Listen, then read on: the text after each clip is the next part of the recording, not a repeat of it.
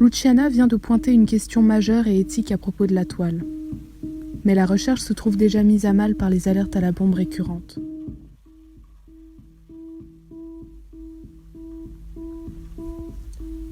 La porte de l'appartement se referme derrière Luciana.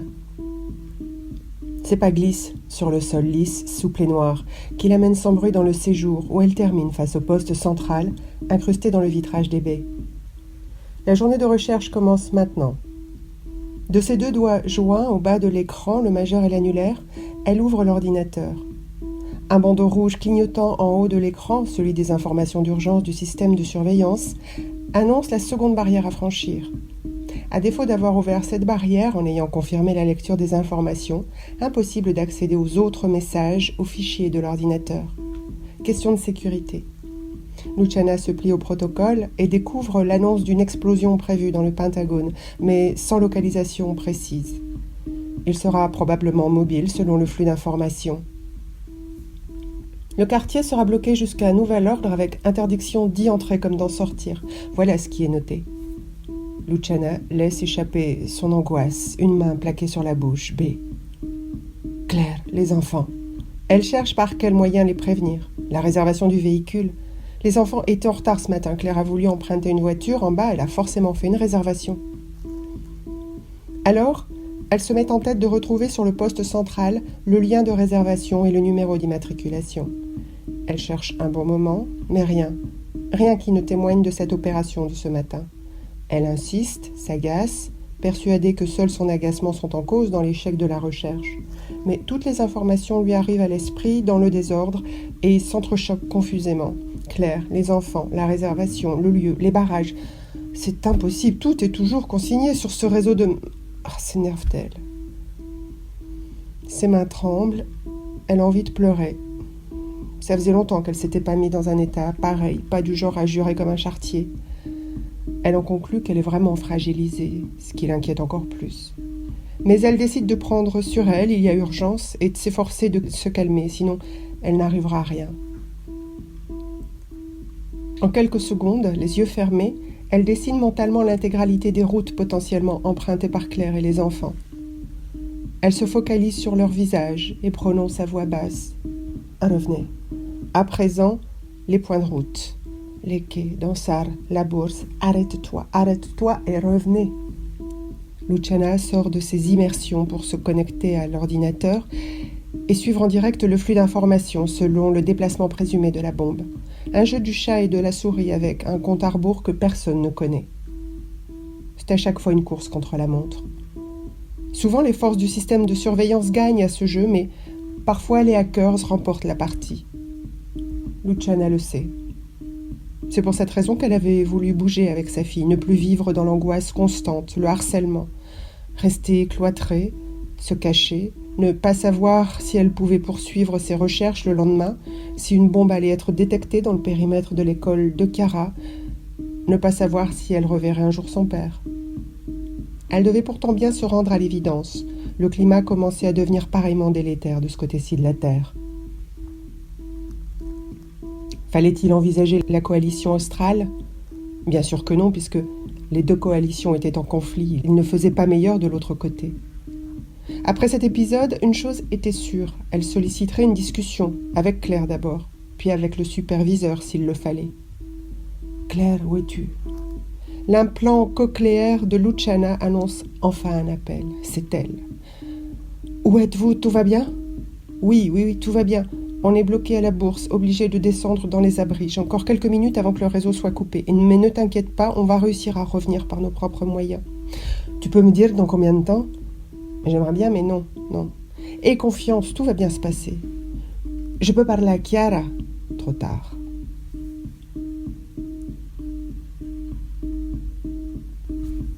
Chiara, Noah et Claire sont déjà en train de suivre un groupe encadré des forces de la surveillance.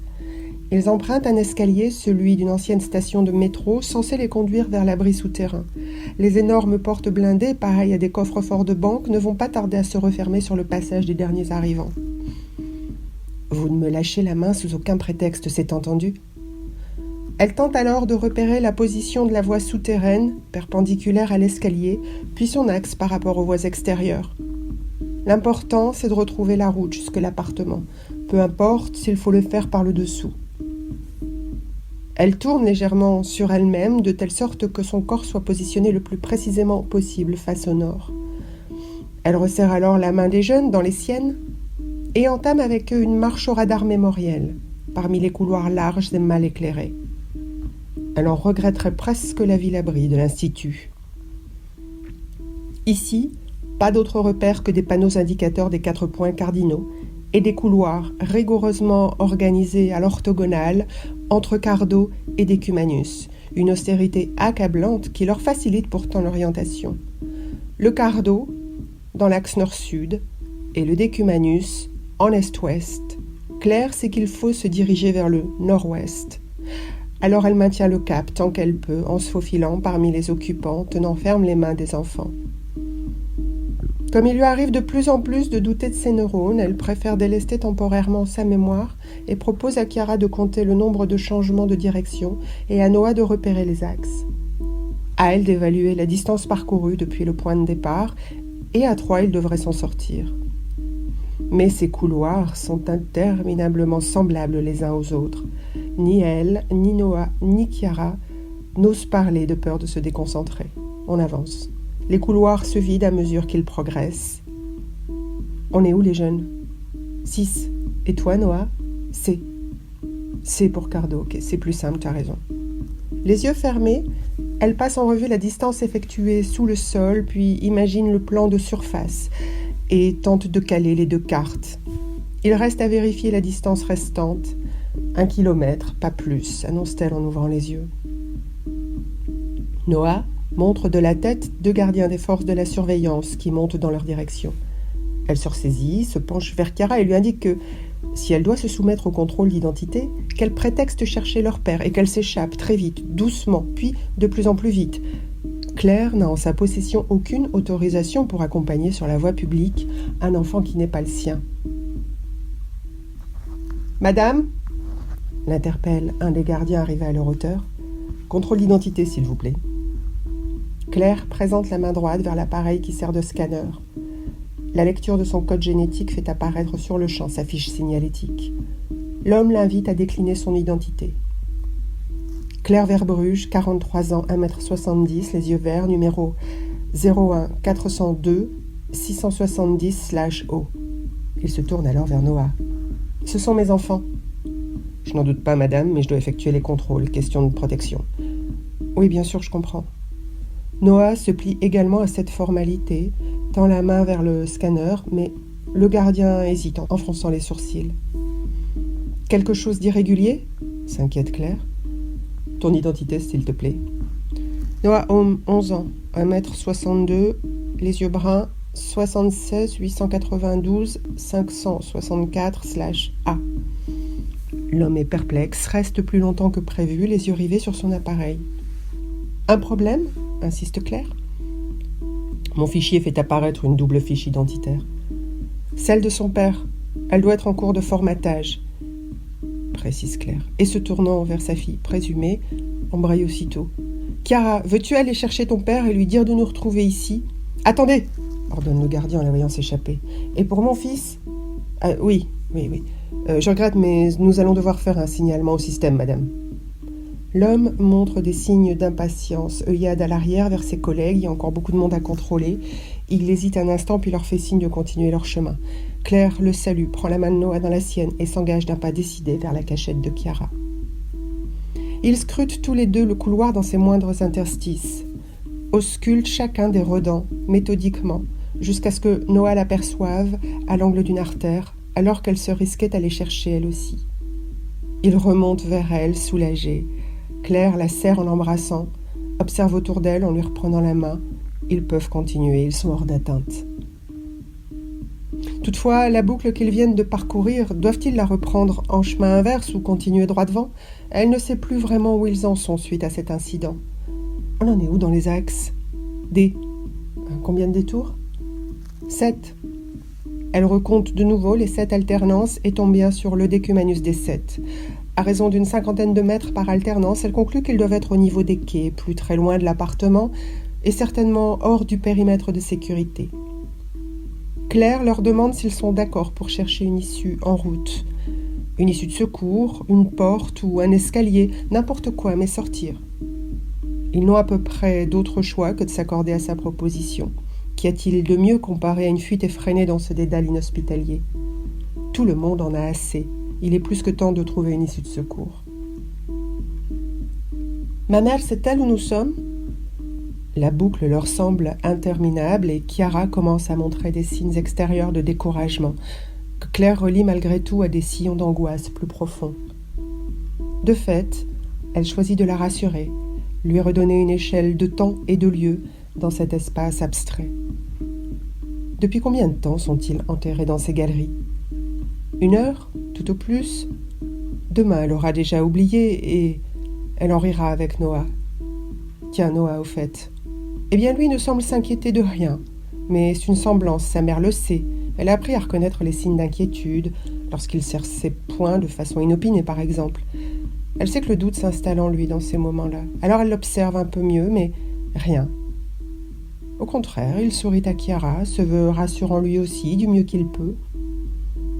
Ils embraient, tous trois, sur leur tracé, sans un mot. Marchent encore quelques dizaines de mètres jusqu'à ce que Claire s'exclame. « Là-bas, de la lumière !» Les jeunes embarquent leurs pas dans les siens, plus que quelques dizaines de mètres, jusqu'à ce qui leur semble être une sortie de secours. Ce qui s'apparentait tout à l'heure à un halo diffus se dessine et se précise. Une lumière jaune et chaude, un couloir aux murs de béton éclairés, des portes en DRC, bref, un terrain familier, tout du moins pour Claire. Elle ne comprend pas, elle pensait faire une boucle arrière. En fait, il se serait complètement planté. Il pénètre dans le sas lumineux, une traversée aveuglante de quelques pas vers ce nouveau territoire. Chiara serre la main de Claire tandis que Noah accélère pour dépasser et devancer sa mère. Cette dernière tente vainement de le retenir en l'appelant, sans crier. Chiara l'appelle aussi, sans pour autant lâcher la main de Claire, mais peine perdue, il leur échappe et disparaît de l'autre côté. « Où est-on » questionne encore la jeune fille. « Sous l'Institut fédéral de la coalition » répond Noah, qui a daigné les attendre. Sa mère lui plante de nouveau un regard suspicieux. Mais comment peut-il reconnaître les sous-sols, lui qui ne connaît même pas la surface ? « Ma mère y est ?» À cette heure-ci, il y a de grandes chances que oui, répond Claire. Mais avant cela, va falloir rejoindre le hall principal, ne serait-ce que pour obtenir de réelles précisions sur notre localisation. « Parce que tu connais pas mieux les sous-sols de l'Institut que ceux de l'abri ?» lui balance son fils. Claire se poste subrepticement face à lui, plante ses yeux dans les siens pour lui communiquer simplement et discrètement d'arrêter avant que la colère monte, avant que la vague arrive, et qu'il se retrouve à poil face à Chiara, ce qui est fort dérangeant, il en convient à mot couvert. Elle présente elle aussi des signes de fatigue notoires, et elle aimerait qu'il n'en rajoute pas. Mère et fils se ressaisissent. Chiara expire d'un demi-soulagement. Elle conserve l'autre moitié pour le moment où le groupe sera au complet. C'est ainsi qu'ils peuvent poursuivre leur chemin dans le calme et la concentration, inventorier textes, signes et pictogrammes susceptibles de leur indiquer une direction opportune. Ils sont encore dans le cadran bleu, au nord, c'est tout ce qu'ils savent. Et si on essaie de s'aventurer en direction opposée, qu'est-ce qui se passe ? On arrive dans le cadran sud ? Tente timidement Chiara. Oui, une autre possibilité ? On sort du cadran au nord du nord, renchérit Noah. Mais c'est juste aussi, conclusion. Les deux préados se consultent, sans savoir qui prend le risque de l'erreur. Ils n'ont plus vraiment envie de jouer. Alors Noah se lance, sans conviction. L'un comme l'autre, on se rapproche du but, la sortie. Magnifique. Alors, allons-y. Fait Claire d'un écart ample du bras. Les couloirs sont encore vides de présence humaine. Il faut continuer à chercher le cadran ou le hors-cadre, bref, autre chose. L'un de vous à l'heure ? Non, personne ne sait quelle heure de la journée il peut être. Les couloirs se ressemblent tous. Ils sont bleus, inexorablement bleus, interminablement bleus. Combien de temps encore dans ce bleu qui leur fait pourtant défaut ? Un hall. Pas de quoi s'enflammer, inex-secondaire, mais il présage quand même le meilleur. C'est ici que le code couleur change. On passe enfin à l'orange. Par là, choisit Claire. Le groupuscule fugitif entame un pas de course. Aucune crainte, plus d'angoisse, mais une hâte grandissante à vouloir regagner la surface, respirer autre chose qu'un air recyclé. Les couloirs sont vides à ce niveau, et le vide humain ne leur présage rien de bon. Se serait-il encore trompé de direction ? Il n'est plus temps de se poser de questions, leur course folle est salvatrice. Elle les détache des mains liées, elle repousse leurs pensées délétères. C'est bien. Et tant pis pour l'épuisement. Il est bienvenu puisqu'il gomme les stigmates de la peur. Et dans l'inattendu de l'expectative arrive enfin la délivrance. Le grand hall, bondé des usagers de l'Institut. Soulagé, Chiara cherche fébrilement sa mère parmi tous les visages inconnus. Et Claire est désolée de ne pas mieux la trouver. Combien de temps de cette course folle et vaine pour se retrouver face à l'absence, face à ce qu'il ne cherchait pas. Claire, hélas, est déçue. Mais elle croit reconnaître cette voix qui l'appelle. Son visage s'illumine, enfin. Mon trinôme. Luca et Luciana sont enfin là, bien réels. Luca plante son regard dans celui de Claire. Un sourire de victoire lui éclate le visage. Claire enfonce son regard dans le sien pour les mêmes raisons. Tout est suspendu, contingent, le temps d'apprécier ce miracle. Car ce qui tiendrait du hasard relève du miracle. Chiara se jette dans les bras de sa mère et cet élan d'affectivité ne manque pas d'interpeller les occupants alentour, délivrés temporairement de leur ennui planétaire. Que pourrait-il se passer de plus, à part l'annonce de la fin de l'exercice ? Car il s'agissait bien d'un exercice de sécurité. « Vous avez des enfants ?» s'étonne Luca. « Oui, Luciana et moi avons décidé d'adopter, pas plus tard que ce matin. Vous avez des infos sur la durée de l'exercice ?» « Non, aucune info pour l'instant, leur lance un type tout près. D'autres personnes confirment à la suite. Alors, Claire se fait la réflexion que rien ne les empêche de continuer au point où ils en sont arrivés et encourage à ne pas rester statique. Tout le monde commence à montrer des signes d'impatience. Seulement voilà, il serait trop facile de juste vouloir. Les ascenseurs sont bloqués jusqu'à nouvel ordre certainement et aucune annonce officielle sur le point final de ce qui commencerait à ressembler à une plaisanterie. On est arrivé ici par hasard, ponctue Noah. On pourrait aussi sortir par hasard. Je pense plutôt qu'on est arrivé ici par une boucle et j'imagine pas un instant refaire le même périple pour retrouver la surface. Non. Quant au hasard, il est imprévisible et à cette heure de la journée, j'ai surtout besoin de visibilité. Si vous êtes d'accord, on pourrait recourir aux bonnes vieilles méthodes mécaniques. C'est-à-dire, on court-circuite l'alimentation des serrures. J'ai repéré les tableaux en arrivant, renvoie Luca. Dans le brouillard ambiant, personne n'a noté l'intervention de l'étudiant et Claire continue d'avancer mécaniquement avec Luciana et les jeunes. Mais Luca l'interpelle de nouveau, insistant et réitère en 3 temps. J'ai repéré les tableaux en arrivant. Ah, d'accord, alors on te suit. Le petit groupe fait marche arrière jusqu'à un couloir assez serré, celui que Luca et Luciana avaient parcouru, en ouvrant systématiquement toutes les portes. Mais une fois face au tableau, Claire se rend compte de la bombe qu'il risque de déclencher. Soit il trouve le circuit des serrures, soit il, entre guillemets, fait un global et plonge l'assemblée dans le noir et la suffocation. « T'es sûr de toi ?»« Non. » « Bon, alors c'est entendu, on y va. » Luca ouvre le tableau, pense tomber sur des fusibles, mais ne trouve qu'un écran de programmation.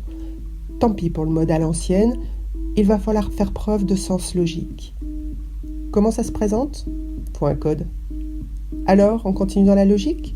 Luca se recule un instant du tableau, soupire, puis quitte subrepticement le groupe sans explication. Le trinôme élargi l'observe s'éloigner dans le même silence interrogatif et le voit réapparaître en l'espace d'1 minute, armé de la barre anti-panique arrachée à une porte. Tout le monde s'écarte du tableau à la mesure de l'impact prévisible, qui est de taille. La barre détruit littéralement le système de commande central de la ville-abri en une giclée d'éclats de verre et d'étincelles, plongeant comme prévu le domaine souterrain dans le noir presque complet et dans l'absence de ventilation. Seul le chemin vers les issues de secours s'illumine au sol de diodes électroluminescentes, maintenant assis les personnes dans un état de sérénité relative.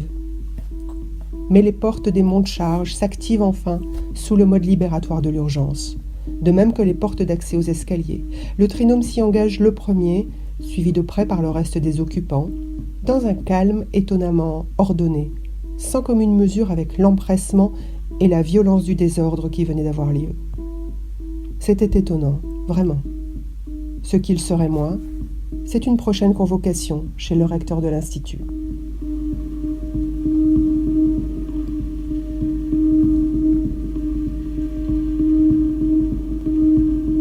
Institut fédéral de la Coalition Nord, Génothèque. Luciana et les deux adolescents reprennent leurs esprits et le cours de la journée, tel qu'ils ne l'avaient pas vraiment été puisqu'ils ne ressemblaient à rien de cohérent. Les ados n'avaient rien à faire au labo, pas plus qu'en classe, puisque les hackers et la coalition en avaient décidé autrement. La proposition qui avait été globalement acquise consistait à faire des nouvelles recrues de stagiaires. Noah était promu binôme improvisé de Lucas sur la question du pliage, en espérant que Lucas ne le considère pas comme un point mort. Et Chiara seconderait naturellement sa mère, à moins qu'elle ne préfère les expérimentations du laboratoire design de Claire. Et pour la première fois, les deux préados feraient également l'expérience assez déroutante des transports à très haute fréquence pour leur retour à l'appartement. Chiara opte finalement pour le laboratoire de Claire, le seul qui ressemble à une scène de théâtre avec ses tringles et ses suspentes mobiles. De quoi expérimenter les espaces et leur mobilier simultanément et à l'échelle 1. La jeune fille est fascinée par toute cette machinerie dont elle ne comprend pas franchement l'utilité ni le fonctionnement. « Tiens, Chiara, on va pendre ces pendrillons, posez-la. Ces tissus sont assez lourds pour simuler la masse de plusieurs tissus légers assemblés. On va en faire une courroie. » « Une quoi ? » Une sorte de cercle en bande.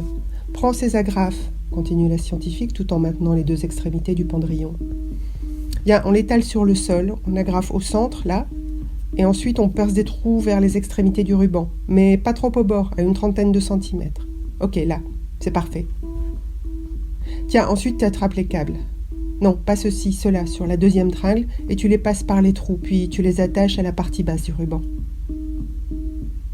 Voilà, enfin, tu prends les câbles des tringles externes, et on les fixe sur les extrémités du ruban.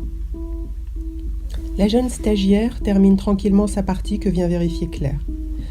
Tout semble correctement fixé, elle va pouvoir actionner les mécanismes pour soulever cette structure souple, cette géométrie flexible. Claire saisit le boîtier de commande et raccourcit l'ensemble des câbles. La structure prend vie en suspension dans l'air, d'abord soulevée du sol.